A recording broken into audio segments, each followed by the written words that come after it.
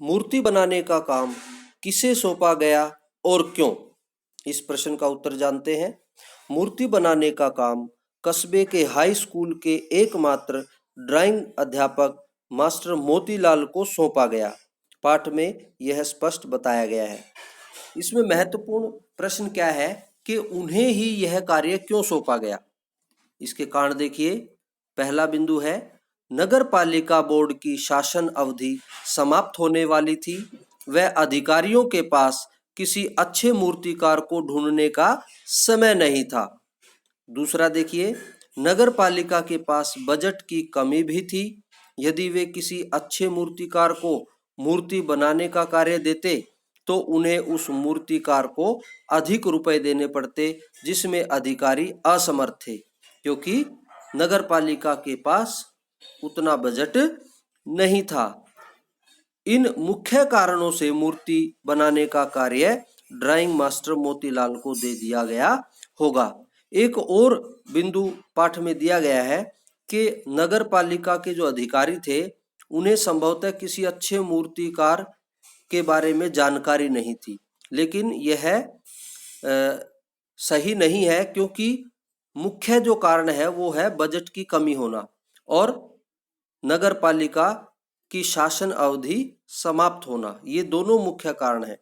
तो कम मेहनताने में मास्टर मोतीलाल ने मूर्ति बनाने का कार्य ले लिया होगा और अधिकारियों को यह भी लगा होगा कि महीने भर में नगर पालिका की शासन अवधि पूरी होने से पहले उनका यह कार्य पूरा हो जाएगा और कस्बे में मूर्ति स्थापित हो जाएगी।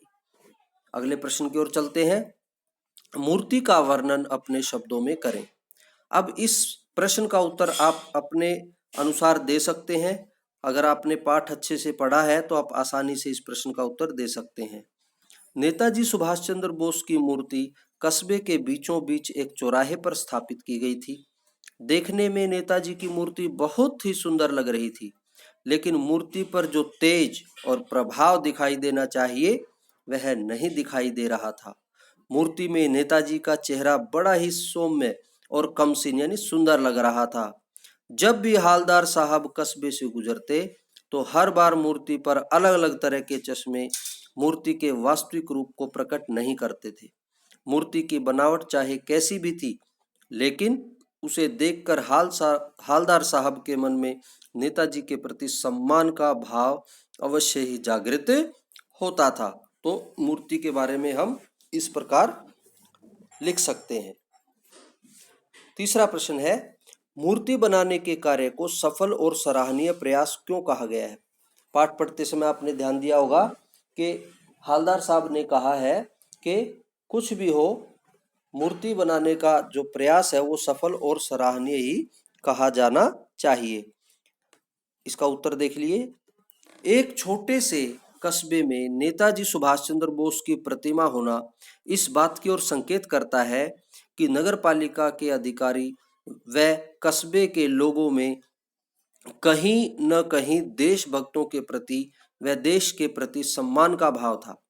पाठ में एक स्थान पर कहा गया है कि महत्व मूर्ति के रंग रूप या कद का नहीं, उस भावना का है, वरना आजकल देशभक्ति दिखावे की चीज हो गई है। बिल्कुल सही।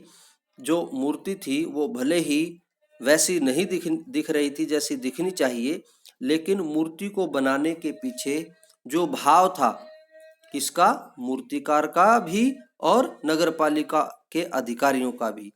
तो वो जो भाव था वो महत्वपूर्ण है। हमारे देशभक्त जो है वो सूट बूट में नहीं रहते थे, सामान्य जीवन था उनका। उनके जो कर्म थे वो श्रेष्ठ थे। उन्होंने अपने जीवन में त्याग और बलिदान को महत्व दिया, देश को महत्व दिया। इसीलिए आज हम उनके बारे में पढ़ और सुन रहे हैं, और हम ही नहीं पूरा विश्व भारत के राष्ट्रवीरों से अवगत है।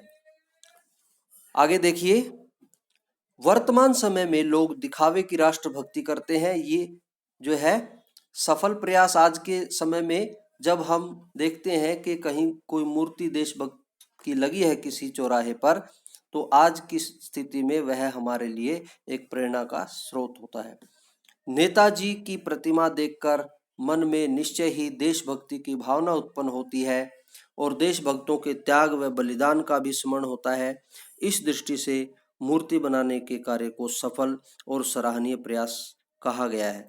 क्योंकि जब हालदार साहब ने नेताजी की मूर्ति देखी तो उनके मन में एक राष्ट्रभक्ति का भाव उत्पन्न हुआ, जो कि प्रतिमा बनाने का एक उद्देश्य है कि वीरों की प्रतिमाएं देखकर उनके प्रति हमारे मन में देशभक्ति के भाव उत्पन्न हो। तो उस अर्थ में जो मूर्ति थी वो सफल रही, मूर्ति बनाने का जो कार्य था वो सफल और सराहनीय रहा। अगला प्रश्न है, मूर्ति में क्या कमी थी जो आंखों में खटकती थी? नेताजी की मूर्ति को देखकर हालदार साहब के मन में उनके प्रति सम्मान का भाव उत्पन्न होता था, लेकिन मूर्ति पर चश्मा न होने के कारण उन्हें वह मूर्ति कुछ अधूरी सी लगती थी।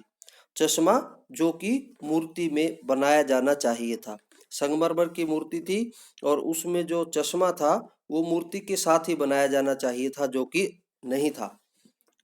तो उनको यह बात अधूरी लगती थी और उन्हें मूर्ति का यह अधूरापन खटकता था। हालदार साहब भी एक देशभक्त थे। उन्हें लगता था कि जिन देशभक्तों ने देश की आज़ादी के लिए अपना घर बार, जिंदगी, जवानी सब दांव पर लगा दिया था, ऐसे देशभक्तों के प्रति लोगों में सम्मान का भाव नहीं है। तो इस प्रकार मूर्ति में जो कमियां थी वो हालदार साहब जी को खटकती थी, अच्छी नहीं लगती थी ये बातें उन्हें। अगला प्रश्न देखिए, कस्बों, शहरों और महानगरों में चौराहों पर किसी न किसी क्षेत्र के प्रसिद्ध व्यक्ति की मूर्ति लगाने के क्या उद्देश्य हो सकते हैं? पाठ के आधार पर लिखिए। महापुरुषों की प्रतिमाएं स्थापित करने के उद्देश्य। महापुरुषों की प्रतिमाएं देखकर लोगों में प्रेरणा उत्पन्न हो ताकि वे देश की उन्नति में अपना योगदान दे सकें, यह उद्देश्य होता है। महापुरुषों की प्रतिमाओं से प्रेरणा लेते हुए लोगों के मन में उनके द्वारा यानी देशभक्तों, महापुरुषों के द्वारा किए गए कार्यों के प्रति जागरूकता उत्पन्न हो और वे उनके आदर्शों पर चलें। महापुरुषों के जीवन से देश की सभ्यता, संस्कृति व गौरवमयी इतिहास की समझ विकसित हो। ये बड़ा ही महत्वपूर्ण बिंदु है। महापुरुषों की प्रतिमाएं देखकर उनके द्वारा दिए किए गए त्याग और बलिदान की कहानी हमारी आंखों के सामने आने लगती है। इस प्रकार लोगों में, युवा पीढ़ी में उनके प्रति सम्मान का भाव उत्पन्न होता है। जैसा कि पाठ में बताया गया है कि जब किसी बालक ने, किसी बच्चे ने नेताजी की मूर्ति को बिना चश्मे के देखा होगा तो उसे भी अच्छा नहीं लगा होगा और उसने सरकंडे का बना चश्मा उस मूर्ति पर लगा दिया। उसी प्रकार कैप्टन को भी नेताजी की मूर्ति बिना चश्मे के अच्छी नहीं लगती थी, इसीलिए वह नेताजी की मूर्ति पर अलग अलग तरह के चश्मे लगा देता था। ठीक है, तो इस प्रकार मूर्तियां लगाने का जो उद्देश्य है वो स्पष्ट हो जाता है। पाठ के आधार पर भी हमने यहाँ पर जान लिया। मास्टर मोतीलाल ने महीने भर में मूर्ति बनाने का वादा क्यों किया होगा? अब इस प्रश्न का उत्तर हम अपनी कल्पना के आधार पर लिख सकते हैं। कोई स्पष्ट कारण नहीं दिया गया है पाठ में। मास्टर मोतीलाल वैसे तो हाई स्कूल में ड्राइंग के अध्यापक थे, लेकिन जब उन्हें मूर्ति बनाने का कार्य सौंपा गया होगा तो उनके अंदर का कलाकार जाग उठा होगा। मास्टर मोतीलाल भले ही एक मूर्तिकार नहीं थे, लेकिन कला के प्रति उनके मन में बहुत लगाव था। नेताजी सुभाष चंद्र बोस की मूर्ति बनाने का कार्य उन्होंने बड़ी प्रसन्नता के साथ किया होगा।